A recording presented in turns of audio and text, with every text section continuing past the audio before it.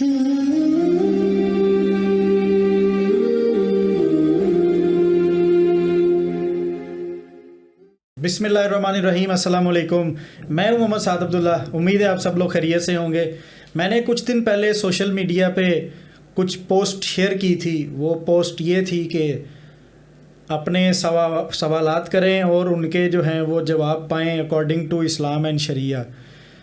तो मुझे अल्हम्दुलिल्लाह काफ़ी लोगों ने अप्रोच किया और आप लोगों के सवालात जो हैं वो मैंने लिख लिए हैं जो कि पूछे जाएंगे। अब ज़ाहिर बात है क्योंकि मसला जो है वो शरीयत का है, इस्लाम का है, तो उस शख्स जो मैं समझता हूँ इस काबिल हैं इस चीज़ को आंसर करने के लिए, मैंने उनको यहाँ पे इनवाइट किया है। मैं आप लोगों को एक बार फिर से मिलवाना चाहता हूँ उस्ताद मुफ्ती मौलाना अब्दुल कबीर नक्शबंदी साहब से।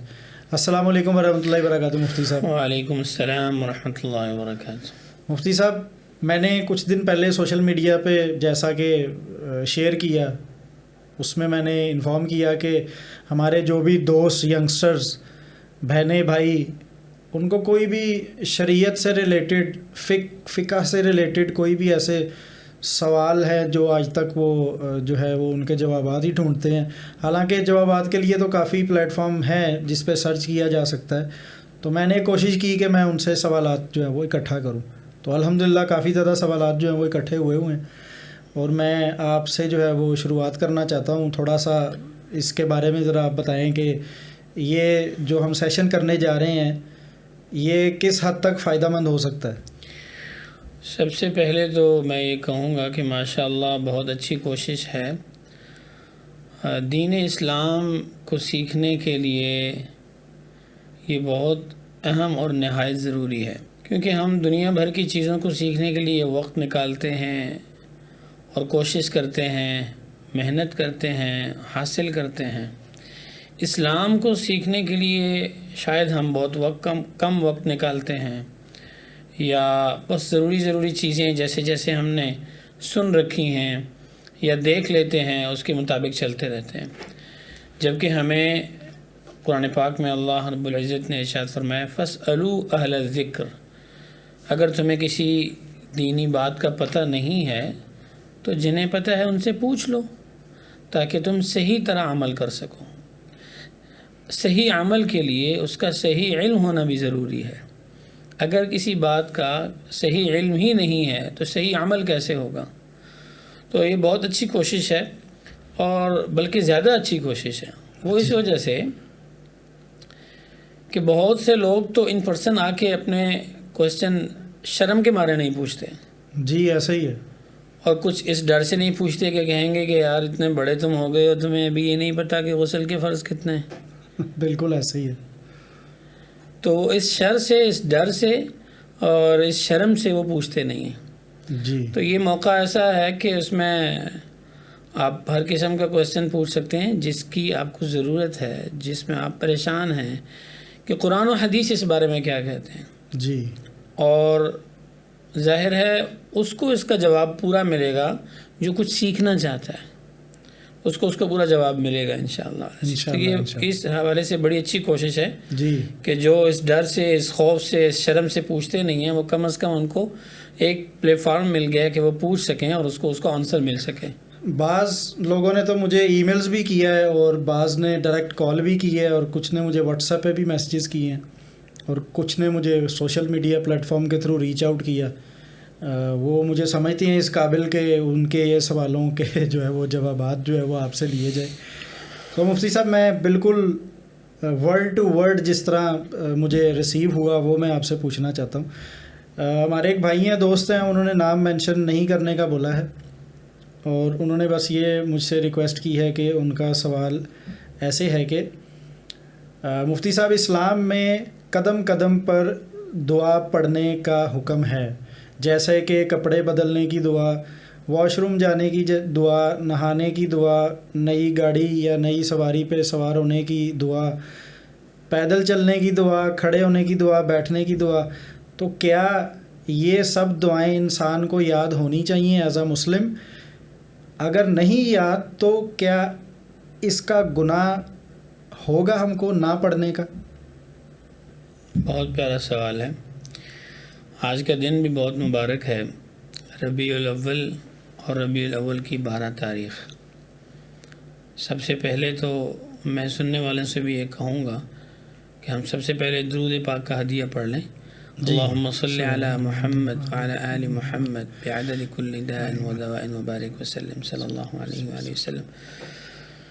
یہ اس لیے کہ قربان جائیں رحمت دو عالم امام الانبیاء صلی اللہ علیہ وآلہ وسلم نے، کہ جنہوں نے اپنی امت کو جو دیا وہ مکمل دیا، کسی لمحہ، کسی گھڑی، کسی موڑ پہ بے سہارا اور بے آسرا نہیں چھوڑ دیا کہ اب اس لمحے پہ آپ سوچو کہ آپ کو کیا کرنا ہے جی، اور آپ کو اسلام کی تعلیمات میں کچھ نہ ملے اور آپ کہیں رائٹ لیفٹ دیکھ رہے ہو کہ مجھے یہاں پہ کیا کرنا ہے، ایسا نہیں۔ رحمت دو عالم صلی اللہ علیہ وسلم کی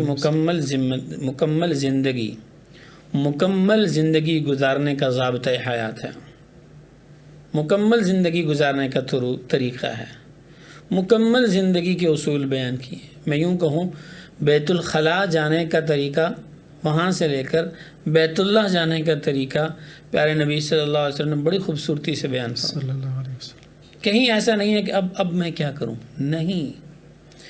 تو ایسے ہی رحمت دو عالم صلی اللہ علیہ وسلم نے ہر موقع، ہر محل کی دعا بتلائی ہے کہ یہاں آپ نے یہ پڑھنا ہے۔ گھر داخل ہونے لگے ہو تو کیا پڑھنا ہے، گھر سے نکلنے لگے ہو تو کیا پڑھنا ہے، مسجد انٹر ہونے لگے ہو تو کیسے انٹر ہونا ہے اور کیا پڑھنا ہے، مسجد سے باہر نکلنے لگے ہو تو کیسے ہونا ہے ایگزٹ اور کیسے کیا پڑھنا ہے، واش روم جانے لگے ہو کیا پڑھنا ہے، نکلنے لگے ہو کیا پڑھنا ہے۔ تو یہ انتہائی ضروری اور اہم دعائیں ہیں۔ پیارے نبی صلی اللہ علیہ وسلم کے ساتھ محبت کا تقاضا یہ ہے کہ آپ جیسے جیسے کہتے گئے، جیسے جیسے بتلایا، ہم ایسے ایسے عمل کرتے چلے جائیں تو کامیابی اسی میں۔ بے شک ایسے ہی۔ سب سے پہلی بات۔ دوسری بات ان کا سوال یہ تھا کہ اگر ہم نہیں پڑھ رہے جی تو کہیں گناہ تو نہیں۔ جی اس کی ایک مثال یہ دوں کہ والد صاحب نے مجھے بھیجا کام کسی کے، بیٹا جاؤ اس آفس میں جانا ہے اور یہ کام کر کے آنا ہے، لیکن ہاں ایسے جاؤ گے، ایسے جاؤ گے، اس طرح ملو گے، یہ کہو گے تو بہت ایزی ہو جائے گا۔ اب میں چلا گیا اپنے طریقے سے اور جس طریقے سے والد صاحب نے کہا تھا ایسا تو نہیں کیا، لیکن کسی طریقے سے گیا، اپنا ذہن لڑایا، اپنی سوچ، کام ہو گیا۔ تو کام ہو گیا لیکن اس پر جو والد صاحب نے ڈیٹیل بتائی تھی اس کے مطابق نہ کیا تو کام ہونے میں حرج نہیں ہے۔ وہ تو والد صاحب بھی کہیں گے اوکے چل تم نے کام تو کیا نا، لیکن میرے طریقے سے نہیں کیا تم نے۔ تو ایسے ہی یہ جو دعائیں ہیں رحمت دو عالم صلی اللہ علیہ وسلم نے بتلائی ہیں، کھانا کھاؤ تو یہ دعا پڑھو، تو آپ نے دعا نہیں پڑھی، کھانا کھا لیا، تو کھانا کھانے سے آپ نے اس حکم کو تو پورا کر لیا کہ آپ کو بھوک تھی، آپ نے کھانا کھا لیا، لیکن سنت چھوڑ دی، سنت کے خلاف چلے گئے، تو وہ برکت حاصل نہیں ہوگی اگر دعا کے بغیر۔ گناہ نہیں ہوگا، صحیح، گناہ نہیں ہے جی، لیکن وہ برکت نہیں ہے، وہ رحمت نہیں ہے، وہ آپ صلی اللہ علیہ وسلم کی سنت کی جو اپنی ایک چاشنی ہے وہ حاصل نہیں ہوئی، ٹھیک ہے۔ ورنہ واش روم چلے گئے، ہو کے آ گئے، دعا نہیں پڑھی، تو آپ نے جب دعا نہیں پڑھی تو جانا آنا بغیر دعا کے گناہ تو نہیں ہے، لیکن آپ دعا کے بغیر گئے تو آپ سیف بھی نہیں تھے، کیونکہ واش روم تو جنات کی جگہ ہے، شیاطین کی جگہ ہے۔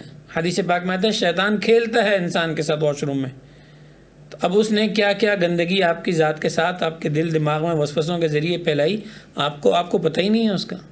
اور اگر آپ دعا پڑھ کے جاتے تو آپ سیو ہوتے، شیطان جنات اب تک پہنچتے ہی نہیں اور سیف طریقے سے آپ باہر آتے۔ تو آپ نے وہ جو دعاؤں کا ایک پروٹیکشن تھا وہ نہیں لیا، جی، کام تو آپ کر کے آ گئے لیکن خطرات میں کھیل رہے ہیں، سنت کے خلاف، رحمت نہیں، برکت نہیں، اور جو دعاؤں کے ذریعے پروٹیکشن تھی وہ حاصل نہیں کی۔ گناہ البتہ نہیں ہے لیکن ان ساری برکتوں سے محروم ہوں گے دعا کے بغیر۔ صحیح۔ مفتی صاحب اگلا سوال ایک دوست نے کیا ہے، انہوں نے بھی اپنا نام نہ ظاہر کرنے کی خواہش کی ہے جو کہ میں پورا کروں گا۔ میرے واش روم میں اذان کی آواز آتی ہے، میں حاجت کی حالت میں ہوتا ہوں، کانوں میں اذان پڑتی ہے، کیا اس حالت میں مفتی صاحب میں اذان کا دل میں جواب دے سکتا ہوں یا میں اذان کو اگنور کر دوں؟ کیا مجھے اس کا گناہ ملے گا؟ 2-3 سوال ہیں مکس، میں اس کا جواب دیتا ہوں۔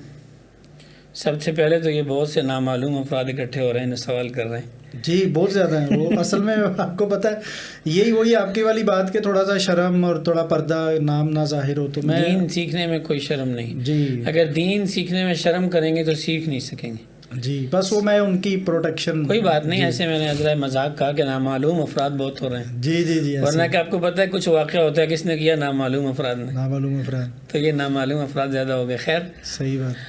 سوال یہ ہے کہ واش روم میں اذان کی آواز آتی ہے تو کیا اس کا جواب دینا مجھ پر لازم ہے یا نہیں؟ شارٹ جواب یہ ہے کہ اس پر جواب دینا لازم نہیں ہے۔ صحیح۔ اس لیے کہ اگر آپ واش روم سے باہر ہیں، کسی پاک جگہ پہ ہیں، کسی مسجد کے وضو خانہ میں ہیں، اور ایسی وقت میں آپ اذان کی آواز سنتے ہیں تو آپ پر اذان کا جواب دینا ضروری ہے۔ لیکن اگر آپ واش روم میں ہیں پہلے سے اور اذان سٹارٹ ہو گئی ہے تو آپ پر اس کا جواب دینا لازم یا ضروری نہیں ہے۔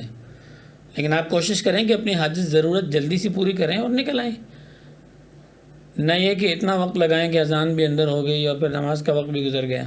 جی تو جی، مطلب وہ حاجت کی جگہ ہے اور ضرورت پوری کی اور نکل آئیں، تو یہ چیز، تو اس لیے اس پر چونکہ وہ واش روم میں ہیں تو اور بے لباس ہیں تو اس وقت ان پر اذان کا جواب دینا کوئی ضروری نہیں ہے، باہر دے سکتے ہیں، یا اگر وہ ایسی جگہ پہ ہیں جہاں غسل کرنا ہے لیکن واش روم نہیں ہے اس جگہ پہ، اندر نہیں ہے، اور وہ ابھی کپڑوں میں ہیں، جی یعنی کپڑے اتارے نہیں ہیں، تو اس وقت بھی جواب دے سکتے ہیں۔ صحیح صحیح، جی، ٹھیک ٹھیک ٹھیک، تو یہ مطلب گناہ نہیں ہے، گناہ نہیں جائے گا اس میں اس وقت اس کا جواب دینا اس پر لازم ہی نہیں ہے، تو گناہ کیسے ہوگا؟ صحیح۔ مفتی صاحب میرا سوال آپ سے یہ ہے کہ جماعت کے ساتھ نماز ادا کرتے ہوئے امام کے پیچھے تلاوت کرنا چاہیے یا تلاوت کو سننا چاہیے یا تلاوت خود بھی کرنی چاہیے؟ ہماری نماز قبول ہو جائے گی؟ جی، یہ ایک اختلافی مسئلہ ہے ائمہ کے مابین، ائمہ کے درمیان، امام ابو حنیفہ، امام شافعی، ان کے درمیان ایک اختلافی مسئلہ ہے۔ اگر ہم حنفی ہیں، اور ظاہر ہے کہ پاک و ہند میں اکثریت حنفیت کی ہے خاص طور پہ، اور بلکہ ایشیا میں زیادہ تر حنفیت ہے، تو امام ابو حنیفہ رحمہ اللہ کے مسلک پر جو عمل کر رہا ہے اس کے لیے حکم یہی ہے۔ قرآن مجید فرقان حمید کی ایک آیت ہے جس کو دلیل بنا کر امام ابو حنیفہ رحمہ اللہ اپنا مسلک بیان کرتے ہیں، وہ یہ کہ قرآن پاک میں اللہ رب العزت نے ارشاد فرمایا ہے، اعوذ باللہ من الشیطان الرجیم، وَإِذَا قُرِئَ الْقُرْآنُ فَاسْتَمِعُوا لَهُ وَأَنصِتُوا، کہ جب قرآن پاک کی تلاوت کی جائے تو آپ خاموش رہو اور کان لگا کے غور سے سنو۔ تو جب قرآن پاک کی تلاوت نماز میں بھی کی جا رہی ہے تو آپ کیا کرو، امام کے پیچھے کچھ مت پڑھو، صرف ثنا آپ نے پڑھ لی سبحانک اللہم، کیونکہ وہ امام ابھی قرات نہیں کر رہا، جب امام نے قرات شروع کر دی اس کے پیچھے اب خاموش کھڑے ہو کر آپ سنیں، سورہ فاتحہ سنیں، تلاوت سنیں، آپ نے کچھ نہیں پڑھنا۔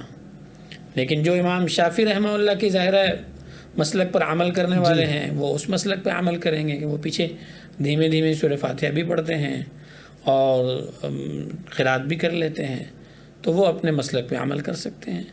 لہٰذا اگر پڑھ لیا امام شافعی کے مسلک کے مطابق، امام شافعی کے مقلدین نے، اور امام ابو حنیفہ رحمہ اللہ کے مسلک کے مطابق حنفیوں نے نہیں پڑھا، دونوں صورتوں میں ٹھیک ہے، دونوں ائمہ کے پاس زبردست دلائل ہیں، لہذا اس میں کوئی ایسی بات نہیں ہے کہ ایک پہ عمل کریں تو ہم شاید غلط کر رہے ہیں کیونکہ وہ تو یہ کر رہے ہیں، وہ ان کا اپنا مسلک ہے، آپ کا اپنا مسلک ہے، اور دونوں کے پاس قرآن حدیث کے مضبوط دلائل ہیں۔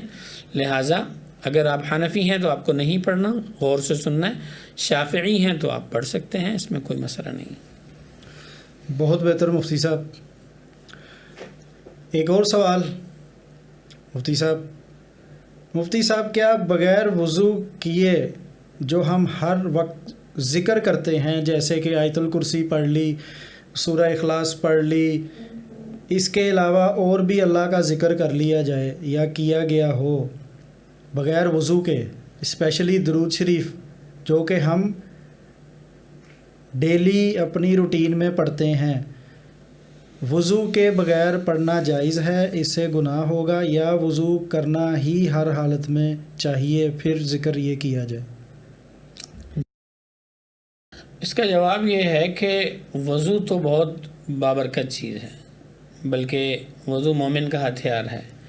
جب آدمی باوضو ہوتا ہے تو شیطان اس پر حاوی نہیں ہو سکتا، اور ایسی چیزیں جو انسان پر حاوی ہو کے اس کو نقصان پہنچا سکتی ہیں، ایسی چیزوں سے انسان محفوظ رہتا ہے کیونکہ وہ باوضو ہے۔ یہ تو بہت ہی باعث برکت ہے۔ اور اگر وضو کے ساتھ تلاوت کر رہا ہے، ذکر کر رہا ہے، درود پاک پڑھ رہا ہے، تو ادب کا تقاضا تو یہی ہے کہ آپ زبانی تلاوت کر رہے ہیں، ذکر کر رہے ہیں، درود پاک پڑھ رہے ہیں، تو آپ باوضو پڑھیں۔ لیکن اگر ایک آدمی ایسا ہے، سفر میں ہے، یا کوئی بھی وجہ ہے کہ وہ باوضو نہیں ہے، تو کیا ذکر کر سکتا ہے؟ جواب کر سکتا ہے۔ درود پاک پڑھ سکتا ہے؟ جی بالکل پڑھ سکتا ہے، اس لیے کہ زبان تو ناپاک نہیں ہے، زبان تو پاک ہے، زبان سے وہ ذکر کر سکتا ہے بغیر وضو کے۔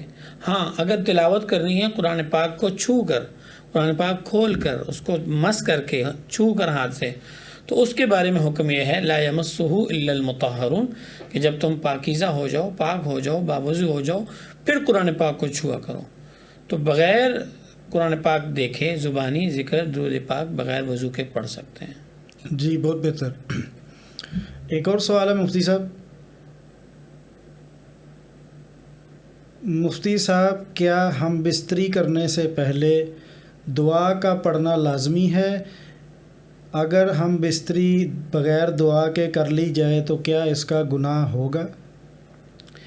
اس کا جو مطلقاً جواب ہے وہ میں دے چکا ہوں کہ جو پیارے نبی صلی اللہ علیہ وسلم نے دعائیں بتلائی ہیں، جہاں جہاں جس عمل پر دعا کا بتلایا ہے، اگر وہ دعا پڑھ کے وہ عمل کریں گے تو باعث برکت ہوگا، باعث اجر و ثواب ہوگا، شیطان اور اس کے وسوسوں سے حفاظت ہوگی، ٹھیک ہے۔ لیکن اگر اس دعا کے بغیر کرتے ہیں تو گناہ تو نہیں ہے، لیکن وہ برکت شامل نہیں ہے، وہ آپ صلی اللہ علیہ وسلم کی سنت کی جو اپنی خاص ایک برکت ہے اس سے آپ محروم ہوتے ہیں، اور وہ جو شیطان سے حفاظت تھی وہ ختم ہو گئی۔ تو شیطان اور اس کی چیزیں اور اس کے وسوسے وہ آپ کے ساتھ شامل حال ہو جاتے ہیں اس عمل میں، اس لیے دعا کا پڑھنا انتہائی ضروری ہے۔ مفتی صاحب ایک اور سوال۔ مفتی صاحب، میں جینز کا شوقین ہوں، میں جینز پہنتا ہوں، اس کے علاوہ نماز میں بھی جینز میں ہی پہن کے پڑھتا ہوں۔ میری زندگی میں جینز معمول ہے، لیکن اکثر جینز میرے ٹخنوں سے نیچے ہو جاتی ہے، شوز کے اوپر آ جاتی ہے، تو کیا اس حالت میں میرا یہ ڈریس حرام ہے، یا اس میں میری نماز قبول ہو سکتی ہے، یا مجھے ٹخنوں سے اوپر ہی کرنی ہے؟ سب سے پہلے تو پیارے نبی صلی اللہ علیہ وسلم کی حدیث شریف ہے ما اسفل من الکعبین من الازار فی النار، کہ جس شخص نے اپنی شلوار کو یا تہبند کو اتنا لٹکایا کہ ٹخنے چھپ گئے تو اس کے ٹخنے جہنم میں جلیں گے۔ تو اس لیے ہم کچھ بھی پہنیں، چاہے وہ جینس ہو، شلوار ہو، پائجامہ ہو، ٹراؤزر ہو، تہبند ہو، کچھ بھی ہو، وہ ہمارا ٹخنوں سے اوپر ہونا چاہیے۔ اگر ہم جان بوجھ کر اس کو لٹکاتے ہیں اور ٹخنے چھپاتے ہیں، چاہے وہ تہبند سے چھپا رہے ہیں، چاہے وہ جین سے چھپا رہے ہیں، تو چھپانے کا مقصد کیا ہو سکتا ہے؟ یا متکبر، یا پھر فیشن، سنت کے تو خلاف چلا گیا نا، جی، تو اس لیے وہ اس میں گناہ گار ہوگا۔ یہاں پہ وہ سنت کے خلاف جانے پہ گناہ گار ہوگا، اس لیے کہ اس کی وعید بیان کی ہے اللہ کے نبی نے کہ وہ جہنم میں جلیں گے۔ اب ایک شخص ہے کہ وہ عام طور پہ ٹخنوں کو ننگا رکھتا ہے، چاہے وہ جینس میں ہے، چاہے وہ شلوار میں ہے، میں مطلق جواب دے رہا ہوں، کسی بھی ایک لباس کی میں حوصلہ افزائی نہیں کروں گا۔ ہاں، وہ لباس جو زیادہ سنت کے قریب ہے وہ زیادہ اچھا ہے، وہ اس وجہ سے اچھا ہے کہ سنت کے قریب ہے، سنت کے قریب ہے، ہاں۔ بالکل صحیح بات۔ تو لہٰذا کچھ بھی ہم نے پہنا ہوا ہے، اگر وہ ہم عمومی طور پہ ٹخنوں کو ننگا رکھتے ہیں، لیکن کبھی غفلت سے انجانے میں ٹخنے ڈھک گئے اور وہ نیچے چلا گیا تو اس میں کوئی حرج نہیں۔ پیارے نبی صلی اللہ علیہ وسلم اس کی وضاحت فرمائی ہے کہ بھول کے اگر کسی کے ہو گئے، جو ارادے سے نہیں کرتا، جو جان بوجھ کے نہیں کرتا، جو فیشن کے لیے نہیں کر رہا، اس سے غلطی سے ہو گیا، بھول گیا، جب یاد آئی تو اوہو پھر اس نے فوراً اوپر کر لیا، تو ایسے میں کوئی مذائقہ اور حرج نہیں ہے، گناہ نہیں ہوگا، ارادہ شامل نہیں ہونا چاہیے۔ مفتی صاحب ایک اور سوال بڑے اکٹھے ہوئے ہیں، لیکن میرے خیال میں یہ ابھی اس جن کے جو آپ کو پتہ ہے کیوری ہے وہ بھیجی گئی ہے، میں نے تو کوشش کی ہے ایک ایٹ لیسٹ میں ان کو بتا سکوں، آپ سے سوال کر سکوں۔ سوال یہ کیا گیا ہے مفتی صاحب، کیا نماز کے بعد ہر دعا کے شروع میں اور آخر میں درود شریف کا پڑھنا لازمی ہے؟ ہم نے بچپن سے ابھی تک یہی سنا ہے کہ اگر آپ درود شریف پہلے پڑھیں گے، بیچ میں دعا کریں گے اور پھر اینڈ پہ درود شریف پڑھیں گے تو آپ کی دعا آسمان تک سیف طریقے سے جائے گی۔ اگر درود شریف اول آخر نہیں پڑھیں گے تو آپ کی جو ہے دعا ہوا میں پتہ نہیں کب پہنچے، کچھ کہا نہیں جا سکتا۔ تو یہ سوال کیا گیا۔ جی یہ بہت پیارا سوال ہے، اس کو میں تھوڑا ڈیٹیل سے بیان کرنا چاہوں گا کیونکہ یہ 2-3 چیزیں مکس ہو گئیں۔ جی سب سے پہلے کہ نماز کے بعد دعا جو آدمی کرتا ہے تو کیا اس سے پہلے درود پاک پڑھنا اور آخر میں درود پاک پڑھنا صحیح ہے؟ اور ہم نے یہ سنا ہے کہ اس کے ساتھ دعا جلدی قبول ہوتی ہے اور بغیر درود کے قبول نہیں ہوتی، اور اگر نہ پڑھا جائے تو دعا ادھر ادھر رہتی ہے، جاتی نہیں ہے اوپر۔ تو ایسا نہیں ہے، ادھر ادھر کہیں نہیں جاتی، سیدھا اوپر جاتی ہے۔ جی جی اگر آپ دل سے مانگ رہے ہیں۔ جی وہ اصل میں بچپن میں آپ کو پتہ ہے ہمیں جی پیرنٹس نے سمجھایا ایسے ہوتا تھا، اور یہ ان کا بڑا پن ہے اور اچھائی ہے کہ انہوں نے یہ چیز کو ہمیں نا فورسفلی سمجھایا۔ جی وہ علامہ اقبال رحمہ اللہ نے فرمایا نا، دل سے جو نکلتی ہے دعا وہ اثر رکھتی ہے، جی پر نہیں طاقت پرواز مگر رکھتی ہے، تو پہنچتی اوپر یہ صحیح۔ اب اس کی ڈیٹیل یہ ہے کہ درود پاک پڑھنے سے اس دعا کی قبولیت جلد ہو جاتی ہے، اور جن دعاؤں کے ساتھ درود پاک نہیں پڑھا گیا قبول وہ بھی ہو جاتی ہیں، کیونکہ خود پیارے نبی صلی اللہ علیہ وسلم نے یہ جو موقع محل کی دعا بتلائی ہیں ان کے ساتھ تو درود آپ نے نہیں بتلایا، نہ پڑھا ہے۔ آپ گھر داخل ہو رہے ہیں تو آپ کیا کرتے ہیں؟ اللہم انی اسألک خیر المولج و خیر المخرج، بسم اللہ ولجنا و بسم اللہ خرجنا وعلی اللہ ربنا توکلنا، درود تو نہیں بتلایا۔ گھر سے نکل رہے ہیں بسم اللہ توکلت علی اللہ لا حول، درود تو نہیں بتایا۔ جی تو جہاں دعا میں یوں کہوں گا، شریعت محمدیہ میں صلی اللہ علیہ وسلم دعا 2 قسم کی ہے، ایک وہ دعا ہے جو مطلق ہے، ایک وہ جو دعا مقید ہے۔ مقید وہ ہے یعنی جس کے ساتھ درود پاک آپ نے پڑھا ہے، بتلایا ہے، فضیلت بتلائی ہے، تو اس کے ساتھ آپ نے درود ہی پڑھنا ہے۔ جن دعاؤں کو بغیر درود کے آپ صلی اللہ علیہ وسلم نقل فرمایا احادیث میں، وہ بغیر دعاؤں کے بھی اور بغیر درود کے بھی پڑھی جا سکتی ہیں، قبول ہو جاتی ہیں وہ بھی۔ لیکن اب درود پاک کے ساتھ دعا کی فضیلت کیا ہے اور اس کی قبولیت کی سپیڈ کیا ہے، میں وہ بیان کرنا چاہ رہا ہوں۔ حضرت فضالہ بن عبید رضی اللہ تعالی عنہ سے روایت ہے، وہ ایک صحابی ہیں، کہتے ہیں کہ رحمت دو عالم صلی اللہ علیہ وسلم تشریف فرمائیں، ایک شخص آتا ہے اور آ کر آپ صلی اللہ علیہ وسلم کے سامنے ہی نماز شروع کر دیتا ہے اور نماز شروع کر کے دعائیں مانگنے لگ جاتا ہے۔ تو پیارے نبی صلی اللہ علیہ وسلم نے اس شخص کو دیکھا تو آپ نے ارشاد فرمایا عاجل ھذا، اس شخص نے دعا مانگنے میں جلدی کر لی۔ کیوں؟ کہ اس نے اللہ کی حمد نہیں بیان کی پہلے، اور نبی پاک صلی اللہ علیہ وسلم پر درود نہیں پڑھا اس نے، اور دعا مانگنی شروع کر دی، اس نے جلدی کی۔ جب وہ فارغ ہوا تو پیارے نبی صلی اللہ علیہ وسلم نے اس کو بلایا اور اس کو ارشاد فرمایا کہ جب تم نے دعا مانگنی ہو سب سے پہلے اللہ کی حمد بیان کرو، پھر اس کے بعد نبی پاک صلی اللہ علیہ وسلم پر درود پڑھو، پھر جو چاہے مانگو۔ یہ طریقہ بتلایا دعا کا۔ اب ہم عام طور پر جو دعا کرتے ہیں کیا پڑھتے ہیں؟ الحمدللہ رب العالمین والعاقبۃ للمتقین والصلاۃ والسلام علی رسولہ محمد وآلہ واصحابہ اجمعین، پھر دعائیں شروع کرتے ہیں۔ تو الحمدللہ رب العالمین یہ اللہ کی حمد ہوگی. اس کے بعد جو ہم درود پڑھتے ہیں والصلاۃ والسلام علی رسول، یہ درود ہو گیا. اس کے بعد دعائیں پڑھتے ہیں. تو یہ طریقہ بتلایا ہے، اس طریقے سے مانگیں گے تو جلدی قبول ہوگی. اس کی ایک مثال دے دوں. آپ نے ایک اپلیکیشن دینی ہے ایک آفس میں جا کے، اور آپ پریشان ہیں کہ پتہ نہیں یہ ایکسیپٹ ہوگی یا نہیں ہوگی. تو آپ اس آفس میں جو آفیسر بیٹھے ہیں اس کا کوئی ریفرنس ڈھونڈتے ہیں.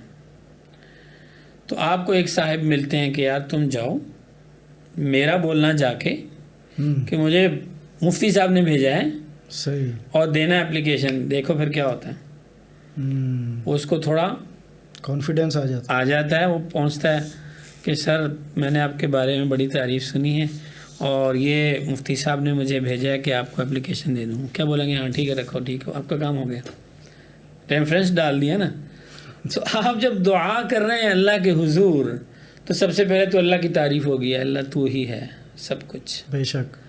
پھر والصلاۃ والسلام علی رسول، پیارے نبی صلی اللہ علیہ وسلم پر درود پڑھ کے ریفرنس ڈال دیا جی کہ میں عام بندہ نہیں ہوں، میں رحمت دو عالم امام الانبیاء صلی اللہ علیہ وسلم کا امتی ہوں. اتنا بڑا واسطہ دے رہا ہوں میں، دعا میری قبول ہونی چاہیے. تو اللہ کے نبی کا آسرا سہارا واسطہ ہو تو کیا قبول نہیں ہوگا؟ سبحان اللہ. صحیح بات. لاجک کی بات بول جی لاجک بڑی زبردست سمجھ میں آ گئی. اور دوسری حدیث حضرت ابی ابن کعب کہ درود پاک ہے کیا؟ ہم سمجھتے ہیں بس برکت کے لیے، ہم پہلے پڑھ لیا آخر میں پڑھ لیا، بیچ کا جو عمل ہے نا وہی سب کچھ ہے، اول آخر تو نا بس برکت کے لیے پڑھ لیا. ہو بھائی، درود پاک خود ایک بہت بڑا عمل ہے. ہاں، حضرت ابی ابن کعب رضی اللہ تعالیٰ عنہ سے روایت ہے، فرماتے ہیں کہ جب رات کے 2 ثلث گزر جاتے، 2/3 رات گزر جاتی، 1/3 رہ جاتی، سحری کا وقت ہوتا، تو پیارے نبی صلی اللہ علیہ وآلہ وسلم کہہ رہے ہوتے تھے یا ایھا الناس اذکر اللہ، یا ایھا الناس اذکر اللہ، اوے لوگو اٹھو اللہ کو یاد کرو، اوے اٹھو اللہ کو یاد کرو. جاءت الراجفہ تتبعها الرادفہ، قیامت آنے والی ہے، سور پھونکنے جانے کا وقت قریب آ چکا ہے. جاءت الموت بما فی، موت آ رہی ہے بھائی، سر پہ کھڑی ہے، تم سوئے پڑے ہو، اٹھو اللہ کو یاد کرو. تو حضرت ابی ابن کعب رضی اللہ تعالیٰ عنہ روایت کہتے ہیں میں نے پیارے نبی صلی اللہ علیہ وسلم سے عرض کی، اے اللہ کے رسول، میں نے نا اپنی دعاؤں کا ایک ٹائم ٹیبل بنایا ہوا ہے. میں اس ٹائم مثال کے طور پر 1 گھنٹہ دعائیں کرتا ہوں. صحیح مثال دے رہا ہوں، 1 گھنٹہ دعائیں کرتا ہوں. تو اس 1 گھنٹے میں 45 منٹ تو دعائیں کرتا ہوں، لیکن 15 منٹ میں آپ پر درود پڑھتا ہوں. 1 ربع، حدیث میں ربع کر 1/4 میں آپ پر درود پاک پڑھتا ہوں، اور 3 حصے میں یا 2 ثلث میں دعائیں مانگتا ہوں. تو ٹھیک ہے، پیارے نبی صلی اللہ علیہ وسلم نے ارشاد فرمایا ما شئت، جیسے تم چاہو، فإن زدت فهو خیر لک، لیکن اگر یہ 15 منٹ سے ٹائم بڑھا کے نا تو زیادہ کر دینا تو پھر مزہ ہی آ جائے. درود شریف کا، ہاں درود شریف 1/4 سے بڑھا دو اگر ٹائم، تو یہ زیادہ بہتر ہے تمہارے لیے. تو میں اپنے الفاظ میں کہتا ہوں اگر زیادہ کر لو نا تو مزہ ہی آ جائے.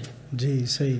تو حضرت ابی ابن کعب رضی اللہ تعالیٰ عنہ نے عرض کیا اللہ کے رسول 1/4 سے زیادہ میں ایسے کرتا ہوں، آدھا ٹائم دعاؤں کے لیے رکھتا ہوں، آدھا ٹائم درود پاک کے لیے رکھتا ہوں. اب ٹھیک ہے؟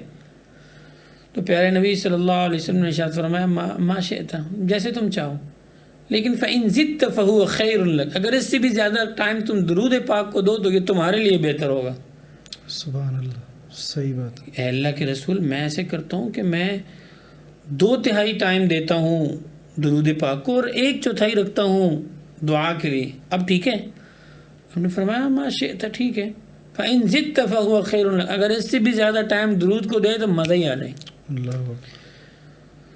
کہنے لگے اے اللہ کے رسول بس میں نے نیت کر لی، آج کے بعد جتنا میرا دعاؤں کا ٹائم تھا نا وہ سارا کا سارا میں درود پاک پر لگا دوں گا، یہی پڑھتا رہوں گا. آپ نے فرمایا اذن تکفی ہمک وتغفر لک ذنبک، اگر ایسا کر لے نا تو تیرے غم ختم، تیرے گناہ معاف. اور انسان دعا بھی اسی لیے کر رہا ہوتا، یا اللہ معاف کر دے، یا اللہ اے میری ٹینشن ہے، یہ میری پریشانی ہے، یہ میری تکلیف ہے، یہ میرا رنج ہے، اے یہ مسئلہ پھنسا ہوا ہے، یہ ہو نہیں رہا، یہ کمپلیٹ، یہ آ نہیں رہا، تو سارے غم ختم، سارے گناہ معاف. تو وہ کہنے لگے اب تو میں سارا ٹائم درود پاک پڑھوں گا. تو بھائی درود پاک خود ایک بہت بڑا عمل ہے، اور اگر دعا کے ساتھ وہ شامل ہو جائے اول آخر میں تو کیا ہی بات ہے۔ زبردست مولانا صاحب، میرے لیے بھی بڑا ایک یہ سن کے اچھا لگا، اور اس عمل کو کنٹینیو کریں گے انشاءاللہ، اللہ تعالیٰ توفیق دے، آمین۔ اچھا جی مولانا صاحب، ایک اور سوال ہے، مفتی صاحب غسل کن کن حالتوں پہ فرض ہو جاتا ہے؟ ایک دوسرا میرا سوال یہ ہے کہ غسل کا اصل طریقہ، مسنون طریقہ بھی بتلا دیں۔ جی میں اس کو بہت ڈیٹیل سے بیان کرتا ہوں، مسنون طریقہ بھی بتاتا ہوں، غسل کے فرائض بھی بتاتا ہوں، اور پھر کن وجہوں سے غسل واجب ہوتا ہے، یہ 3-4 سوال اکٹھے ہو کے میں ڈیٹیل سے بتاتا ہوں جی اور یہ انتہائی ضروری ہے۔ ضروری ہے بالکل، ٹھیک ہے، ہمیں یہ تو پتہ ہے کس نے ایجاد کیا، یا کس نے ایجاد کیا، اور غسل کے فرض ہم بھول جاتے ہیں، صاف سی بات۔ بہت سے نوجوانوں کو ملا غسل کے فرض کتنے ہیں، کسی نے کہا تولیہ، کسی نے کہا پانی، کسی نے کہا کپڑے، بس۔ ہاں، اچھا تو اس لیے نہایت ضروری ہے غسل کا مسنون طریقہ۔ جی، غسل کا مسنون طریقہ یہ ہے کہ سب سے پہلے آپ نے اپنے آپ کو پاک کرنے کی نیت کر لی۔ غسل خانے میں جانے سے پہلے نیت کر لی کہ میں نیت کرتا ہوں غسل کرنے کی۔ ہاں، اس میں بولنا ضروری نہیں ہے، آپ جب تولیہ رکھ کے جا رہے ہیں تو نیت ہی ہے، لیکن نیت کرنے پاک ہونے کی، اگر دل میں کر لیتے ہیں تو انف۔ صحیح۔ پھر آپ نے کیا کرنا ہے، سب سے پہلے اپنے دونوں ہاتھ دھونے ہیں۔ صحیح، اے نباتت یدو، آپ کو نہیں پتہ انجانے میں سوئے ہوئے ہاتھ کہاں کہاں لگتا رہا، سب سے پہلے ہاتھ صاف کرنے ہیں۔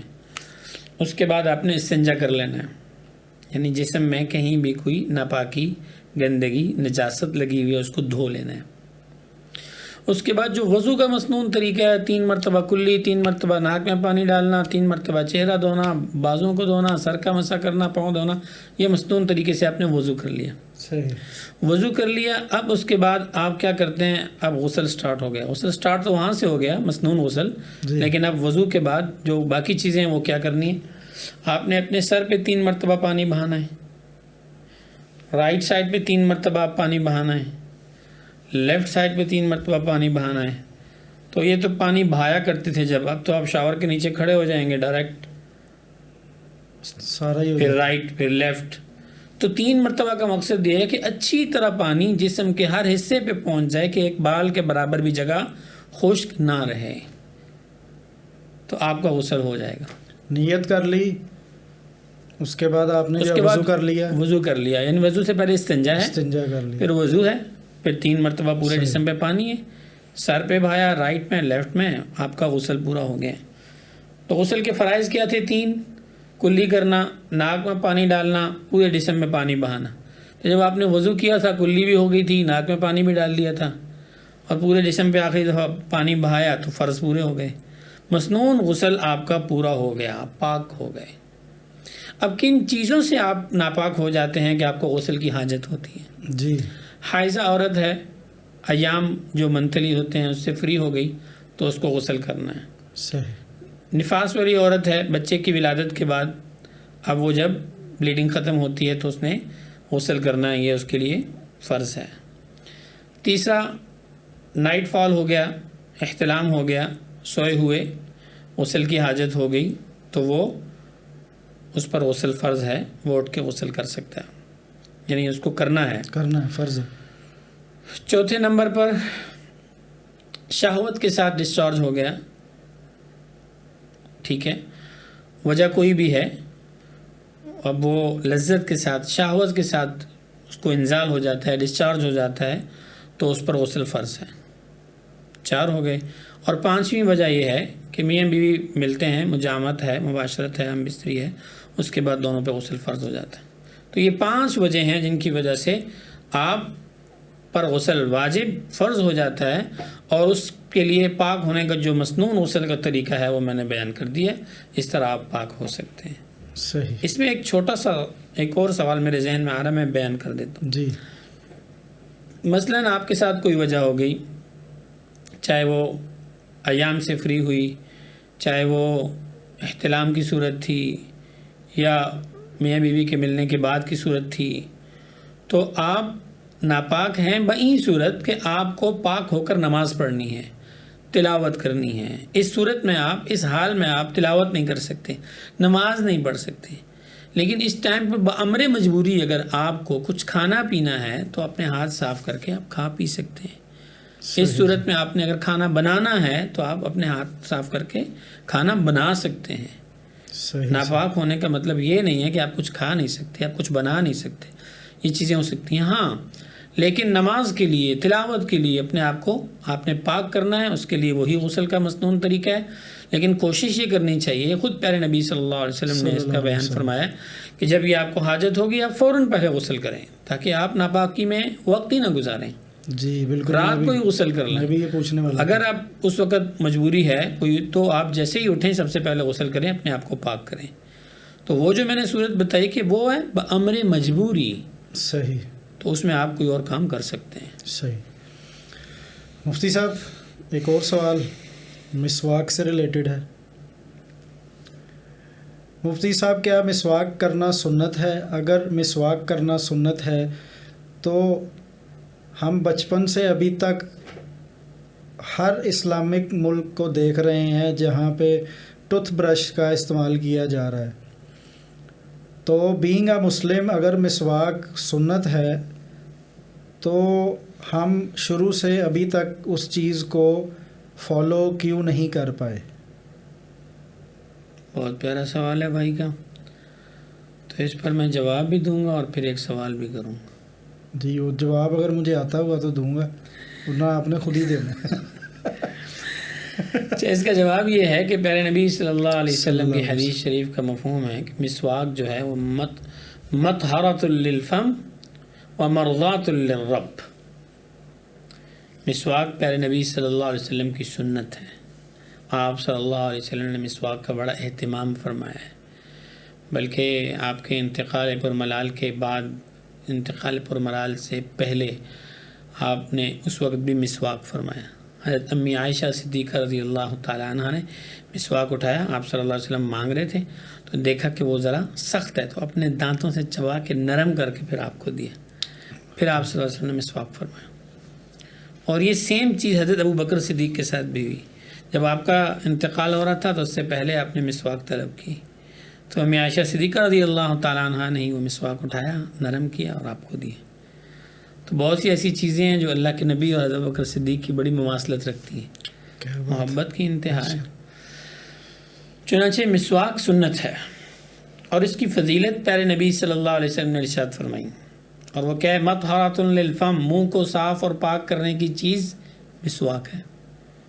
تو ٹوتھ برش سے ہم کیا کرتے ہیں؟ منہ کو صاف ہی کرتے ہیں. لیکن ٹوتھ برش کا ایڈ ہم نے دیکھا ہے وہ بڑے بڑے ٹی ویوں میں, چینلوں میں, کہ جی یہ آپ کے مسوڑوں کو صحیح کرے گی, دانت کو چمکا دے گی, ٹن ٹن ٹن, اور پتہ نہیں کیا کیا. صحیح بات ہے. ایڈ ہوتے ہیں نا مختلف. جی تو ہمیں سمجھ آ رہا ہے وہ یہ تو فلان ڈاکٹر نے بھی بتایا کہ یہ والی جو ٹوتھ پیسٹ ہے نا زبردست, آپ کے دانتوں کو کبھی کیڑا نہیں لگے گا. جی جی جی. اور ڈاکٹر بھی ایڈ پہ آ رہے ہیں, بڑی وہ دے رہے ہیں, منظور شدہ اور ٹھپے لگے ہوئے دکھا رہے ہیں اور بتا رہے ہیں کہ جی یہ دانتوں کی جو ہے وہ صفائی اس سے ہو جائے گی صحیح سے. تو وہ سمجھ میں آ رہی کیونکہ ایڈ ہم نے دیکھی ہے. بالکل دیکھی ہے صحیح. تو بھائی ایک ایڈ اللہ کے نبی نے دی ہے مسواک کے لیے, مطہرۃ للفم, منہ کو صاف کرنے والی چیز ہے, اور مرضات للرب, اللہ کی رضا کا ذریعہ ہے. اس سے بڑی کوئی ایڈ ہے؟ بالکل. سنت بھی ہے, فضیلت بھی ہے. علماء نے مسواک کے تقریباً احادیث سے چن کے, احادیث کی روشنی میں مسواک کے 70 فائدے لکھے ہیں, کم از کم 70 فائدے. اچھا. سب سے بڑا فائدہ جو لکھا گیا ہے وہ یہ کہ مرتے وقت کلمہ نصیب ہو جاتا ہے. ہم مسواک وہ لکڑی کیوں مار رہے ہیں منہ میں؟ اس لیے کہ اللہ کے نبی نے فرمایا, اس لیے کہ اللہ کے نبی کی سنت ہے, اس لیے کہ اللہ کے نبی نے اس کی یہ فضیلت بتلائی. اس کے استعمال کرنے کے پیچھے اللہ کے نبی کا فرمان اور اللہ کے نبی سے محبت ہے, اس لیے اس کے اتنے فضائل ہیں. صحیح بات. یہ تو سوال ہو گیا کہ سنت ہے. دوسرا سوال یہ تھا کہ اسلامی ممالک میں ہم دیکھ رہے ہیں اتنے زیادہ ہیں اور کوئی اس پہ کوئی کام نہیں کر رہا. مطلب کام نہیں, مطلب شروع سے ہی اسلامی ملکوں میں ہم نے دیکھا ہے کہ ہمارے اپنے ملکوں میں جو ہے وہ مسواک کہیں کسی سٹور پہ ملنا ہی مشکل ہے. وہ مطلب ٹوتھ برش ہی پڑے ہوتے ہیں, وہ بھی طرح طرح کی کمپنیوں کے.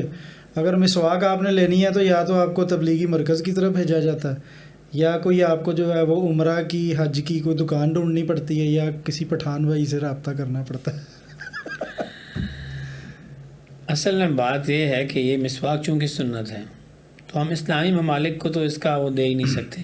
جی یہ تو ایک سنت عمل ہے. اور نماز جو فرض ہے اس پر اسلامی ممالک نے کیا کیا؟ کتنی مسجدیں آباد ہیں، کتنے نمازی ہیں مسجدوں میں اور بازار میں؟ یہ تو سوال بڑا مشکل ہے. دوسرے نمبر پہ آ جائیں، مسلمان اگر کسی تکلیف میں ہو تو حدیث پاک میں ہے کہ اس کو اس تکلیف سے نکالو، اس کے ہاتھ پکڑو، اس کو اس ظلم سے نکالو.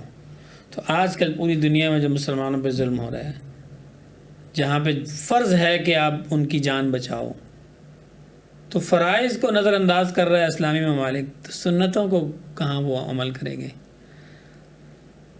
تو بات وہی ہے، میرا سوال یہی تھا کہ اسلامی ممالک فرائض پہ کیا کر رہا ہے؟ جی کچھ نہیں، تو سنت پہ کیا کرے گا؟ کور اور بیسکس جو ہیں وہ نہیں صحیح، تو یہ مطلب اس کا جواب کیا دیں؟ سب کو پتہ ہی ہے. بس رہی بات جو آپ نے کہا کہ اگر ڈھونڈنی ہو تو یا تبلیغی مرکز میں ملے گی یا کسی ایسی جگہ ملے گی جہاں تسبیحاں ٹوپیاں ملیں گی. جی تو اس کی وجہ یہ ہے کہ یہ لوگ کوشش کر رہے ہیں کہ سنت پھیلے. جی میں نے پٹھان کمیونٹی، ماشاءاللہ میں آپ کو صحیح بتاؤں، جو پٹھان کمیونٹی ہے ہماری، میں نے ان میں یہ چیزیں نا بڑی کامنلی دیکھی ہیں. بے شک وہ تبلیغ سے ریلیٹڈ ہوں یا نہ ہوں، ایک عام پٹھان بھی جو ہے نا وہ میں نے ان کو بڑا دین کے قریب دیکھا. جی الحمدللہ. اس کی وجہ یہ ہے کہ جو بھی وہاں ایک ہے، میں سب سے زیادہ تو یہ کہ بہت سے لوگ تبلیغ سے وابستہ ہیں.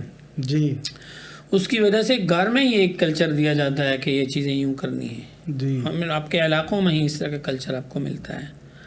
اب تبلیغ سے وابستہ جو لوگ ہیں آپ دیکھتے ہیں ان کی جگہوں میں مسواک ضرور ملے گا.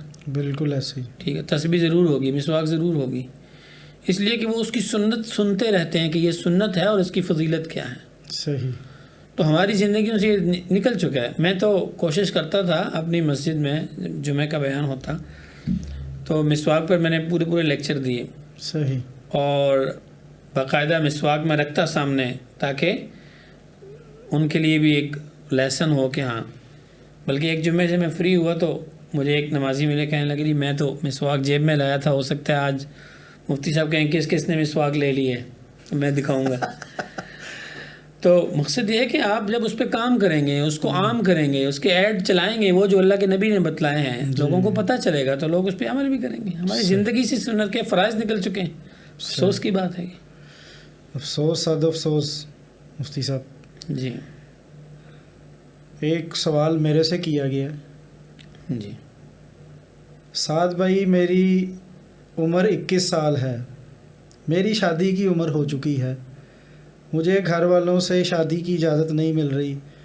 سعد بھائی کوئی ایسا طریقہ بتائیں کہ گھر والوں سے شادی کی اجازت مل جائے اور ماں باپ راضی ہو جائیں. تو میں نے یہ سوال اپنے سے ہٹا کے نا، میں نے کہا مفتی صاحب میں 21 سال کا نوجوان ہوں میری شادی نہیں ہو رہی تو یہ سوال میں آپ کو ٹرانسفر کر دیتا ہوں.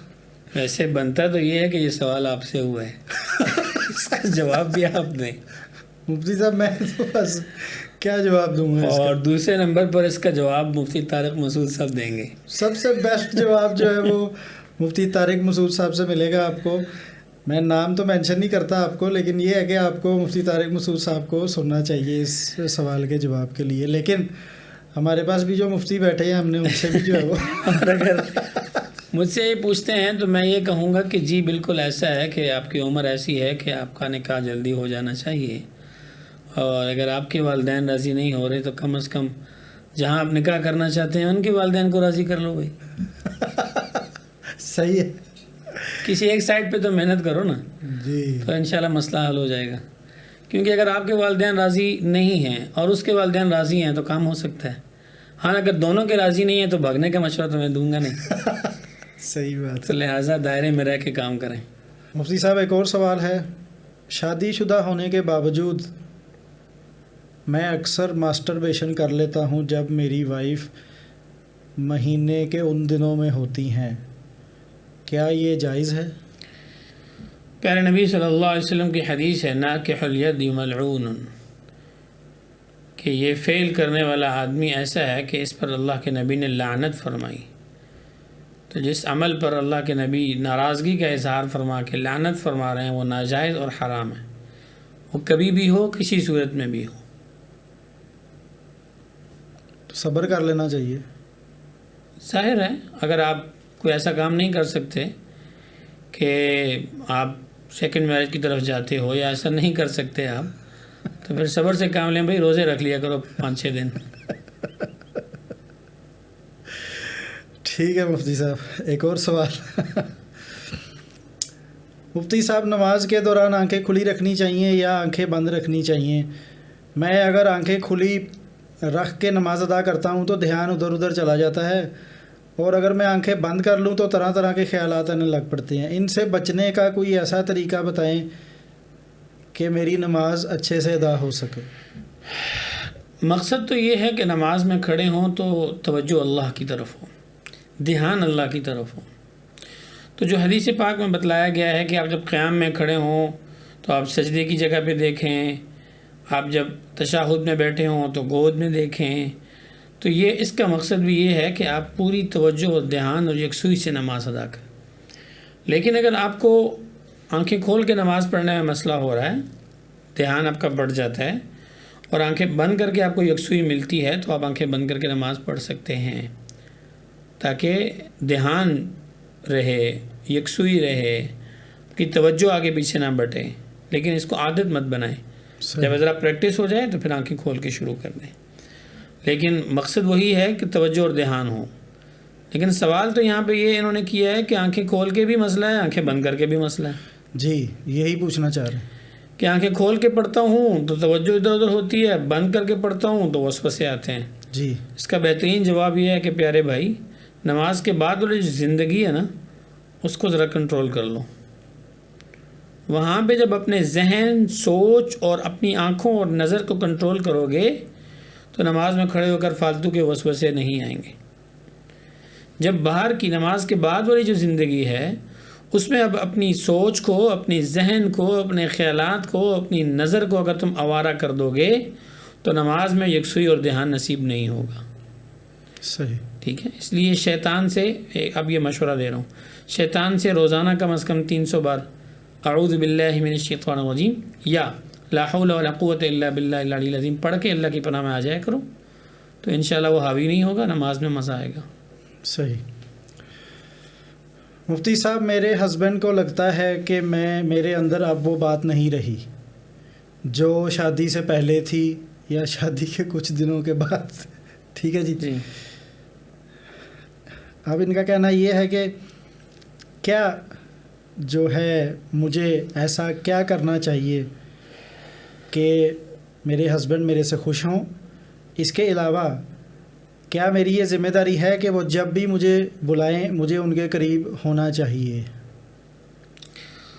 دیکھیے جی، اس میں سب سے پہلے تو میں اللہ کے نبی کا فرمان سناتا ہوں۔ حضرت ابو ہریرہ رضی اللہ تعالیٰ عنہ سے روایت ہے، پیارے نبی صلی اللہ علیہ وسلم نے ارشاد فرمایا اذا دعا الرجل امرأته الى فراشه، اگر خاوند اپنی بیوی کو اپنے پاس بلائے اپنی ضرورت کے لیے، فابت، اور وہ انکار کر دے، فبات غضبان علیہا، اور خاوند اسی غصے کی حالت میں سو جائے یا غصے میں ہی رات گزار دے، تو فرشتے ایسی عورت پر صبح ہونے تک لعنت فرماتے ہیں۔ اب یہ کسی کو پتہ نہیں ہوگا، ٹھیک ہے، اس لیے ہم موڈ پہ چل رہے ہوتے ہیں۔ اور یہ سوال کر کے جنہوں نے بھی سوال مجھے بھیجا ہے ان کے تھرو کتنوں کا یہ فائدہ ہو گیا۔ تو جب یہ بات سامنے ہوگی تو پھر ہم اللہ کا، دیکھو بات بنیادی طور پر یہ ہے کہ ہم زندگی میں جو بھی کام کر رہے ہیں اگر وہ اللہ کا حکم ہے تو اس کو اللہ کا حکم سمجھ کے کریں، پھر اس میں پیارے نبی صلی اللہ علیہ وسلم کا طریقہ اور تعلیمات کیا ہیں اس کے مطابق کریں، ہمارا وہ عمل دین بنتا جائے گا۔ ایون کہ میاں بیوی کا جو تعلق ہے اس کو بھی اگر اللہ کا حکم سمجھ کے کریں گے اور نبی پاک صلی اللہ علیہ وسلم کی جو تعلیمات ہیں جیسے میں نے حدیث بیان کی اس کے مطابق کریں گے تو آپ کا ملنا بھی باعث اجر و ثواب ہے۔ جی، تو حکم تو یہ ہے عورت کو کہ وہ اس پر انکار نہ کرے۔ ہاں کوئی مجبوری ہے، کوئی ہیلتھ پرابلم ایسی ہے تو میاں کو بھی سمجھنا چاہیے۔ جی جی جی، ٹھیک ہے، تو ایسی چیزیں جب ہوں گی اور بغیر کسی وجہ سے انکار ہوگا، بغیر کسی وجہ سے حقوق کی رعایت نہیں رکھی جائے گی، تو پھر کیا ہوگا؟ گھر میں لڑائیاں ہوں گی، جھگڑے ہوں گے، نا اتفاقیاں ہوں گی، اور باہر جائے گا بندہ، بس پھر باقی افیئرز میں پڑ جائے گا وہ گناہوں کی زندگی میں. پھر آپ ہی روئیں گے کہ میرا گھر خراب ہو رہا ہے، صحیح، پھر آپ ہی اس کے بارے میں پریشان ہوتی ہیں کہ گھر میں توجہ نہیں دے رہے. تو آپ گھر میں جب رہیں تو خاوند کے لیے، ہاں ہوتا کیا ہے عام طور پر ہم باہر جانے کے لیے تیار ہوتے ہیں جی، اور گھر میں آ کے کوئی تیاری نہیں، ایک چیز ادھر ہے، ایک چیز ادھر ہے، ایک چیز ادھر ہے. تو گھر کا ماحول ایسا ہونا چاہیے کہ میاں اور بیوی دونوں آپس میں محبت کے ساتھ رہ سکیں، نہ یہ کہ وہ بھی محبت کے لیے باہر وقت تلاش کرتا ہو اور یہ بھی محبت کے لیے باہر وقت تلاش کرتی ہو. تو اس لیے جب دونوں کے حقوق کا خیال رکھیں گے، اور اللہ کے نبی نے دونوں کے حقوق بتلائے ہیں، جب اس کا خیال رکھیں گے کہ تو گھر امن کا گہوارہ ہوگا، محبتیں ہی محبتیں ہوں گی. کیا بات ہے. اصل میں یہ سوال پڑھ کے تھوڑی مجھے ہنسی بھی آ گئی. میں کریکٹ یہ کرنا چاہتا ہوں کہ میں نے پچھلے دنوں ایک مفتی صاحب کی، طارق مسعود صاحب کی ایک پوڈ کاسٹ دیکھی تھی. تو اس میں انہوں نے ایک ہمارے دوست ہیں، بڑے پیارے دوست ہیں، انہوں نے ان سے سوال کیا کہ مفتی صاحب میرے ہسبینڈ کو میرا چہرہ جو ہے نا وہ پسند نہیں آ رہا، ٹھیک ہے، شادی کو اتنا عرصہ گزر چکا ہے، ٹھیک ہے. تو مفتی صاحب نے آگے سے یہی جواب دیا کہ وہ کون سا پہلے اس طرح کی نہیں رہی ابھی، تو اس کو بھی کیوں مسئلہ ہو گیا اس کے ساتھ. انہوں نے کہا شاید میرے ہسبینڈ کو میری شکل نہیں پسند، یا مجھے میرے ہسبینڈ کی شکل نہیں پسند آ رہی. تو انہوں نے کہا کہ جی آپ پہلے ویسے کیسی تھی، پھر آپ ہی تو چینج ہوگی. تو وہ مجھے یہ لگا کہ وہ والا شاید چیز بن رہی. خیر مفتی صاحب، مجھے کوئی ایسا عمل بتائیں کہ میں نمازی ہو جاؤں. بہت مشکل سے تلاوت ادا ہوتی ہے، نماز میں بہت مسئلے مسائل پیش آتے ہیں. جی، اس میں ایک جواب تو اس کا یہ ہے کہ آپ دعا کریں اور کوشش کریں.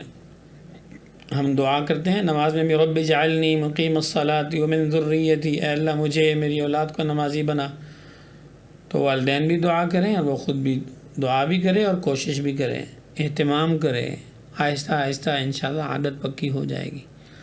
دوسرا اس کا سوال میں یہ کر سکتا ہوں کہ دیکھیں جتنی کوشش آپ جاب کے لیے کرتے ہیں، کیا اتنی نماز کے لیے کرتے ہیں؟ جی، جاب تو آپ کو مل جاتی ہے، نماز کا کیوں نہیں مزہ آ رہا؟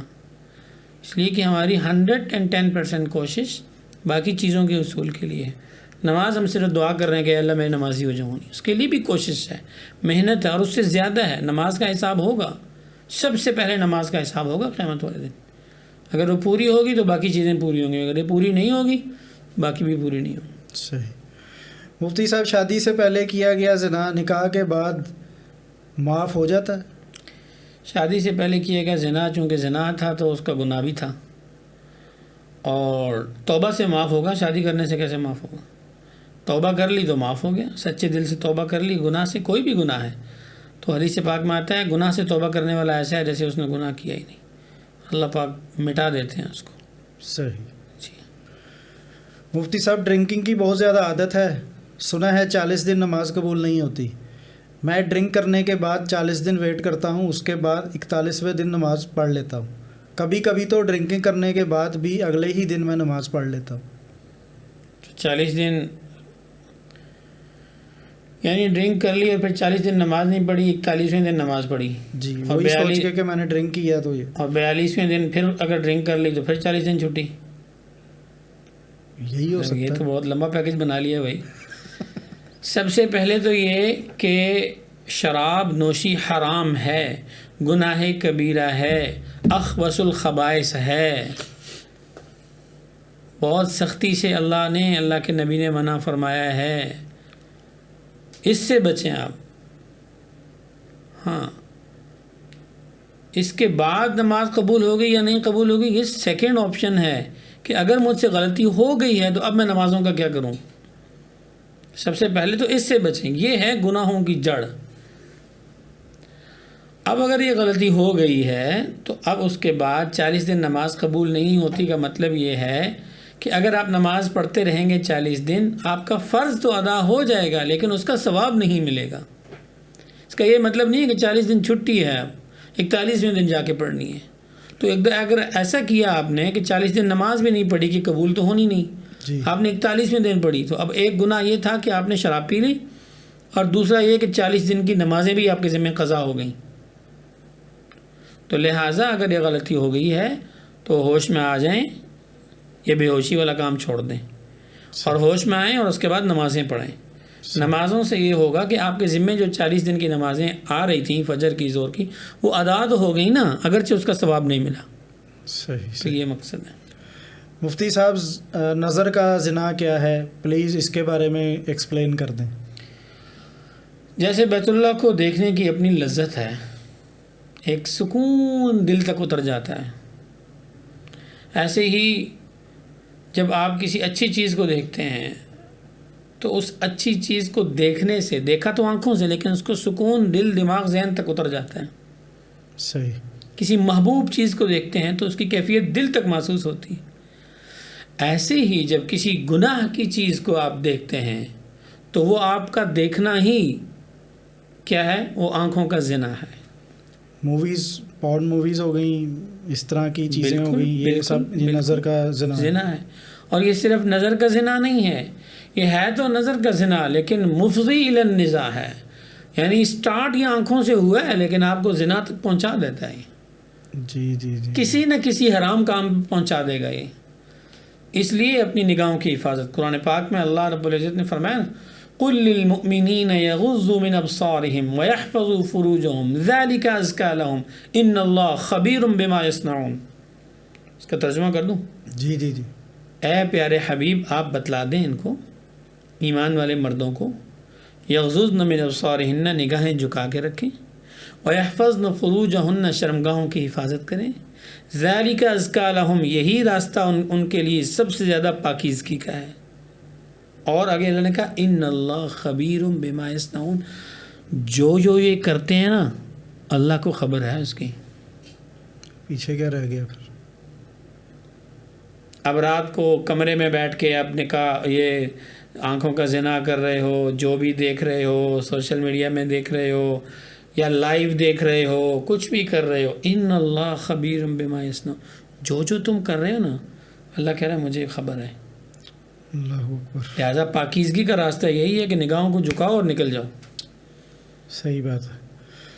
مفتی صاحب میرے سب پیسے بینک میں پڑے ہوئے ہیں، لیکن کبھی کبھی میں اس بینک میں سے اپنے پیسے یوز بھی کر لیتا ہوں، کیا ان سب پیسوں پہ زکوٰۃ واجب ہوگی؟ جواب نمبر 1، کتنے پڑے ہوئے ہیں؟ اگر اتنے ہیں کہ نصاب پورا نہیں ہے، تھوڑے ہیں، 52.5 تولہ چاندی، 7.5 تولہ سونا کی قیمت سے کم ہے اور اس پر سال نہیں گزرا ہوا، تو بھائی تھوڑے تھوڑے کر کے کھاتے رہو، کوئی زکوٰۃ نہیں. اچھا، مطلب نصاب پورا نہیں ہے نا، کم ہے. اور اگر اتنے ہیں یا اس سے زیادہ ہیں تو پھر نصاب پورا ہو چکا ہے، یہ صاحب نصاب ہے، اس پر زکوٰۃ فرض ہے. آپ بینک سے نکالو نہ نکالو، سال گزر چکا ہے اس پہ زکوٰۃ ہے. جتنا مال ہے سال گزرنے کے بعد 2.5% اس کا زکوٰۃ دینا ہے. صحیح صحیح صحیح. مفتی صاحب میرے خیال میں سوالات جو ہیں وہ تقریباً کمپلیٹ ہو چکے ہیں، لیکن میں ایک دفعہ پھر ذرا ریوائز کر رہا ہوں کہ کہیں کوئی سوال رہ نہ گیا ہو، جی، تاکہ مجھے جنہوں نے میسیجز کیے ہیں وہ بعد میں مجھے دوبارہ میسیج نہ کر کے یہ کہیں کہ یار چنگا بندہ سی یار، ساڈا سوال کا جواب نہیں لے کے دیتا. صحیح. تو پھر بھی میں دیکھ رہا ہوں. اور باقی یہ ہے کہ کافی چیزوں کی تو آپ نے ایکسپلینیشن کر دی ہے، اور ان میں سے کچھ سوالات ایسے ہیں جنہوں نے اپنے نام مینشن نہ کرنے کا بولا تھا، اس لیے میں نے ان کی پرائیویسی جو ہے وہ اس میں مداخلت نہیں کی. جی جی جی. حالانکہ یہ اتنے کوئی سینسٹیو سوالات میں نہیں سمجھتا تھے، لیکن اس میں سے کچھ جو تھے جس میں واقعی میری بھی اور آڈینس کی کافی رہنمائی ہوئی ہوگی. تو میرے خیال میں مفتی صاحب ابھی فی الحال تو میرے پاس یہی سوالات آئے تھے. صحیح. لیکن میں فیوچر میں کوشش کر رہا ہوں کہ ایک لائیو سیشن بھی کیا جائے جس میں کہ سوالات ساتھ ساتھ آ رہے ہوں اور اس کے جوابات آپ کے تھرو ان تک پہنچ رہے ہوں. ایک تو یہ بھی طریقہ ہے، دوسرا طریقہ یہی ہے کہ جس طرح آپ نے ابھی سوالات ایسے بھیجے ہیں، آپ دوبارہ سے بھی ایسے سوالات مجھے لکھ کے بھیج سکتے ہیں تاکہ آپ مفتی صاحب کو دوبارہ بلا کے ایک اور سیشن جو ہے وہ کر لیا جائے. مفتی صاحب دین میں رہنمائی پانے والے یا لینے والے لوگ جو ہیں وہ انہی راستوں سے، انہی سوالات کے جوابات سے ان تک خیر پہنچی ہے، انہوں نے تحقیق کی ہوگی. تو ہمارے ینگسٹر جو یوتھ جو بھی سب دیکھ رہے ہیں ان کو آپ کوئی ایسی چیز بتانا چاہیں جس سے ان کی شرم ختم ہو اور وہ یہ اپنے دین کو صحیح طریقے سے ایکسپلور کر سکیں. دیکھیں جی، ہم دنیا بھر میں جا کے دنیا بھر کی چیزیں حاصل کرنے کے لیے یا دنیا بھر کے جو اچھی سی اچھی چیزیں ہیں ان کو حاصل کرنے کے لیے، لینے کے لیے ہم کچھ بھی کرتے ہیں. جی. ایون کہ ہمیں ایسی بھی جابز مل جاتی ہیں جو ہماری شان کے خلاف ہم سمجھتے تھے، لیکن کرتے ہیں. کیوں؟ کچھ مل رہا ہے. شرم نہیں کرتے نا. جی. اپنے علاقے میں ہو سکتا ہے ہم بہت بڑا نام رکھتے ہوں، لیکن کہیں جا کے ہمیں مجبوراً ایسا کام بھی کرنا پڑتا ہے، مجبوراً پریشانی میں، جو ہم اپنی شان کے خلاف کبھی سمجھتے ہوتے ہیں، لیکن کیوں کر رہے ہیں؟ کچھ حاصل کرنے کے لیے. بالکل ایسے ہی ہے. یہ تو دنیا حاصل کرنے کے لیے اتنا ہم اپنے آپ کو نیچے لے کے جا سکتے ہیں، تو دین حاصل کرنے کے لیے کس بات کی شرم ہے؟ جو ہمیشہ کی چیزیں ہیں، جس میں ہمیشہ کا فائدہ ہے. دنیا کا لیول اور دنیا کی چیزوں کا لیول آپ کے آخری سانس تک ہے. وہ آخری سانس آ گیا تو سب ختم.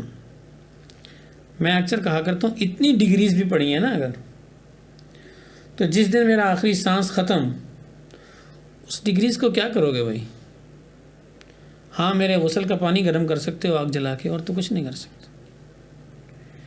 لیکن اگر ایک آیت، ایک حدیث، ایک مسئلہ آپ نے سیکھ لیا دین کا اور اس پر زندگی گزار کے چلے گئے، تو اس کا لیول تو سٹارٹ ہوگا ہی آخری سانس کے بعد. صحیح بات. کیونکہ آپ سے وہاں پہ یہ نہیں پوچھا جائے گا کہ یہ چیز کس نے ایجاد کی تھی. پوچھا جائے گا مر ربک، رب کون ہے؟ پیارے حبیب صلی اللہ علیہ وسلم کے بارے میں کیا خیالات ہیں؟ آپ نے ان کی زندگی ہی نہیں پڑھی، آپ نے ان کی سنتوں کو اہمیت ہی نہیں دی، تو کیا خیالات بتاؤ گے؟ جواب نہیں دے یہ پائیں کوئی گے. دنیا کا انٹرویو تھوڑا ہی ہے کہ ادھر ادھر سے ہم چیٹنگ کر کے بول دیں گے. نا نا نا نا، وہاں تو دل بول پڑے گا. دل بولے گا. دل بولے میرا، تو وہ دل بولے گا وہاں پہ، صحیح بات. زبان نہیں بولے گی. تو ایسے ہی تیسرا سوال، دین پہ کتنا عمل کیا؟ جی. تو دین کا تو میں نے سیکھا ہی کوئی نہیں شرم میں، تو عمل کہاں سے کیا؟ دنیا کی ہر چیز میں نے اپنے آپ کو گرایا، اپنے آپ کو اٹھانے کے لیے. دنیا کی ہر چیز کو حاصل کرنے کے لیے میں نے اپنے آپ کو گرایا، اپنے آپ کو اٹھانے کے لیے. لیکن دین کو حاصل کرنے کے لیے میں نے کسی سے پوچھنا بھی گوارا نہیں کیا یار. علماء تو بیٹھے ہیں، کوئی پوچھے بھائی، کرو سوال، پوچھو. اگر نہیں پتہ ہے تو ہم بتائیں گے آپ کو. جی. لیکن اگر آپ پوچھیں گے ہی نہیں تو اس تاریک رات میں راستہ کہاں سے ملے گا؟ وہ جیسے ذکر ہو رہا تھا پچھلے دنوں کہ علماء کرام نے یا ہمارے مولانا حضرات نے یا مفتی صاحبان نے ہمارے یوتھ کو گائیڈ ہی نہیں کیا، بتایا ہی نہیں. یہ الزام لگایا جا رہا ہے. بھائی علماء تو لائیو سیشن لگا کے بیٹھے ہیں، مدرسے کھول کے بیٹھے ہیں. آؤ نا، پوچھو نا. جگہ جگہ وہ خود بیانات کر رہے ہیں، ہر جمعے پہ بیان کر رہے ہیں. پورے جمعے پہ آپ مجھے بتاؤ کہ ہم کتنا بیان میں ہم جاتے ہیں آخری خطبے کے ٹائم، تو بلیم کس کو کر دیا کہ انہوں نے کچھ بتایا نہیں. وہ بھائی وہ تو 1 گھنٹے سے ممبر پہ کھڑے ہو کے بول رہے ہیں یہ چیز ہے، یہ چیز ہے، یہ حلال ہے، یہ حرام ہے. لیکن جو چیز تمہیں چاہیے تھی اس کے لیے تم اپنا ملک چھوڑ کے کہیں پہنچ گئے، لے کر آئے نا. لیکن قریب محلے کی مسجد میں امام صاحب کو نہیں ملے کہ یہ مسئلہ کیسے ہے. صحیح تو بات ہے. یہ کس کی کم عقلی ہے یا کس کی کم اہلیت ہے؟ بس یہی تھوڑی سی چیز ختم کرنی ہے ہماری کمیونٹی میں، نوجوانوں میں، ینگسٹرز میں، کہ بجائے اس کے کہ وہ شرم کے مارے کوئی سوال نہ کر سکیں، پوچھیں نہ، زندگی صحیح طریقے سے گزار نہ پائیں، تو پلیٹ فارم دیا ہوا ہے الحمدللہ. میسیج کریں، پوچھیں، بلکہ اپنے قریبی مساجد کے امام صاحبان، مفتی صاحبان سے جا کے پوچھنا شروع کر دیں. بھائی بھئی ہم تو اب یہ تو اتنا ایزی ہو گیا ہے، جی نہیں جا سکتے آپ مسجد نماز کے لیے تو جاتے ہیں، مطلب پوچھنے کے لیے عالم کو، مفتی صاحب کو نہیں مل سکتے، آپ ایک گیپ فیل کرتے ہیں، جی اور بھائی ہم نے وہ سارے گیپ ختم کر دی. آپ کی جیب میں موبائل ہے، نکالو، میسج کرو، آپ کو جواب مل جائے گا. ہم کہہ رہے ہیں دین پہ چلو یار، راستہ بتلانے کے لیے ہم تیار ہیں، صحیح بات ہے مفتی صاحب. لیکن چلو. پھر اس کے بعد بھی اگر آپ کو ہو کہ کسی نے مجھے بتایا نہیں، تو یہ تو بات نہ سمجھ میں آنے والی بات ہے. میں خود مولانا صاحب ایک لرنر ہوں ابھی تک، اور ماشاءاللہ آپ میری کافی رہنمائی بھی کر رہے ہیں. اللہ تعالیٰ آپ کو بھی جزائے خیر دے. اور کافی چیزیں جو ہے وہ میری کلیئر ہوئی ہیں، اور کچھ چیزیں ایسی ہیں جو کہ میں سمجھتا ہوں ابھی تو چلنی ہیں. جی، کیونکہ دین اتنا وسیع ہے، اتنا بڑا ہے کہ اس پہ تو میں سمجھتا ہوں کہ میری تو آدھی زندگی تو ویسے ہی نکل گئی. جی، تو ابھی تو جتنی زندگی پڑی ہے میں اس کو سمجھنے میں لگا دوں. اور یہی میں ہر دیکھنے والے کو بھی کہنا چاہتا ہوں کہ ابھی ٹائم ہے، ابھی سے آپ شروع ہو جائیں. ایٹ لیسٹ آپ کی کچھ چیزیں جیسے آپ نے بتایا صحیح ہوں، ٹریک پہ آ جائیں، تو آپ کی یہ جو زندگی ہے اس کے بعد والی زندگی میں آسانی پیدا ہوگی.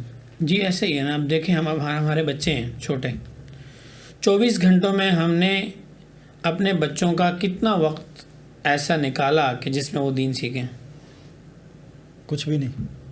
اور کتنا وقت ہم نے بچوں کو دیا کہ وہ دنیا سیکھیں. سارا وقت. تو نقصان کس نے کیا؟ عالم نے، مفتی نے. ہم خود نقصان کر رہے ہیں اپنی نسل کا. 24 گھنٹوں میں اب تو یہ آن لائن چل پڑا ہے کہ یار گھر بیٹھے پڑھ لو، پڑھ لو. تو 24 گھنٹوں میں ہم اگر آن لائن بھی پڑھیں تو کتنا پڑھ لیتے ہیں؟ آدھا گھنٹہ، جی زیادہ سے زیادہ. 23.5 گھنٹے ہم نے کیا کیا؟ کس کو دیا؟ دنیا کو، دنیا کی چیزوں کو، اور اپنی 2 + 2 4 + 4 کو. تو دین کو ہم نے ٹائم ہی کتنا دیا پورے 24 گھنٹوں میں؟ صحیح بات. جب ہم خود ہی وقت نہیں دے رہے کہ ہمیں یہ حاصل کرنا ہے، تو پھر آپ ذمہ دار ٹھہرائیں اس کو کہ اس نے ہمیں گائیڈ نہیں کیا. بس وہ مولانا صاحب فضول کی ایک نہیں، میں thinking سوال آ جاتی ہوتا ہے، میں اس لیے اس کو کلیئر کرنا چاہ رہا ہوں. صحیح بات ہے، ایسے ہی ہے. تو یہ بات ہے، آپ اپنا نفع نقصان سمجھتے ہیں. چلو بچے چھوٹے ہیں تو ان کو آپ تو سمجھتے ہیں، جی آپ ان کا کم از کم ایک حصہ تو ٹائم کا نکالیں کہ وہ دین سیکھیں. صحیح بات. ہم نے تو اپنا اللہ کے فضل سے، والدین کی دعاؤں سے اور ان کی محنت سے ہمیں اللہ نے سمجھو کہ 24 گھنٹوں کے لیے دین کے لیے وقف کر دیا. تب آج ہم بیٹھے ہیں، ہم آپ کو بتا رہے ہیں کہ سنو بھائی. صحیح بات. اب ہماری آواز آپ کے موبائل کے ذریعے آپ کے کان تک پہنچ گئی ہے، پھر بھی ہمیں کیوں کہے کہ گائیڈ نہیں کر رہے ہیں. ایک اور چیز بتانا چاہتا ہوں اپنی آڈینس کو. مفتی صاحب جو ہیں وہ آن لائن تفسیر کی کلاس لیتے ہیں ڈیلی. میں اس کی ڈسکرپشن اور وہ سب چیزیں بھی مینشن کروں گا. اگر آپ سمجھتے ہیں کہ آپ کو اس تفسیر کی کلاس میں قرآن کا آسان ترجمہ اور تفسیر سننی ہے، تو یہ آپ کے لیے بہت اچھی ایک رائے ہے، ایک مشورہ ہے. میں خود اور ہماری کچھ لوکل کمیونٹی جتنی بھی ہے ماشاءاللہ بہت فیض لے رہے ہیں مفتی صاحب سے تفسیر سے ریلیٹڈ. تو بس ہم نے تھوڑی سی ایفرٹ کی ہے. اللہ تعالیٰ اس کا ہم سب کو جو ہے وہ جزائے خیر دے. اور میں یہ چاہتا ہوں اور میں یہ سمجھتا ہوں کہ جتنا کام دین کا کر لیا جائے اتنا کم ہے. لگے رہیں، اور لگے رہنے میں ہی بہتری ہے. دین سے جڑنے میں ہی بہتری ہے، دین سے دوری جو ہے وہ تباہی ہے. میں نے لاسٹ پوڈ کاسٹ میں بھی انفارم کیا. میں مفتی صاحب آپ کا بہت بہت شکریہ ادا کرتا ہوں. آپ نے ٹائم نکالا اور یہاں پہ ہم لوگ بیٹھے اور ایک اچھا سیشن کیا جس پہ کافی سوالوں کے جوابات ہمارے آڈینس کو ملے. بہت بہت جزائے خیر. انشاءاللہ آپ سے پھر جلد ایک اور پوڈ کاسٹ میں ملاقات ہوگی.